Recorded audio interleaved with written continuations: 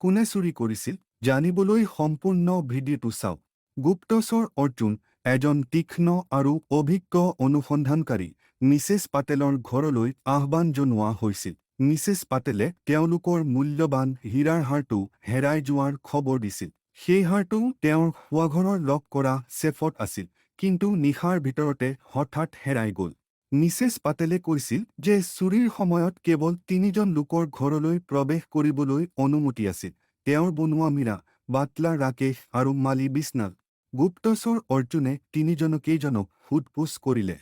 মীৰা বনোৱা মই পুৱা ৰন্ধাঘৰত পৰিষ্কাৰ কৰিলো আৰু খোৱাৰ ঘৰৰ ওচৰলৈ যোৱাৰ সময়েই নাছিল ৰাকেশ বাটলাৰ মই দুপৰীয়াৰ আহাৰৰ বাবে টেবুল সাজিছিলোঁ মোৰ মনত নাছিল যে মিছেছ পাটেলৰ খোৱাৰ ঘৰত কোনো ছেফ আছে বিছনাল মালি মই পোৱা মুড়ি পুৰণাৰ চাহখন তাই আছিলোঁ মোৰ ঘৰলৈ প্ৰৱেশ কৰিবলৈ কোনো কাৰণেই নাছিল গুপ্তচৰ অৰ্জুনে ছেফটো পৰীক্ষা কৰিছিল ছেফটোত কোনো ধৰণৰ জুৰ্জুলিমৰ চিন নাছিল সেয়া কিলোৰে বা সঠিক কম্বিনেশ্যনে খুলিব পাৰিব তেওঁ লগতে মিছেছ পাটেলৰ কোঠাটো পৰিষ্কাৰ অৱস্থাত পালে আৰু কোনো ধৰণৰ সংঘৰ্ষৰ চিন নাছিল ঘৰৰ বাহিৰৰ খিৰিকী বন্ধ আছিল সেয়েহে বাহিৰৰ পৰা কোনোবাই প্ৰৱেশ কৰিবলৈ সক্ষম নাছিল চমু অনুসন্ধানৰ পাছতে গুপ্তচৰ অৰ্জুনে জনা পালে কোনে হাৰটো চুৰি কৰিছে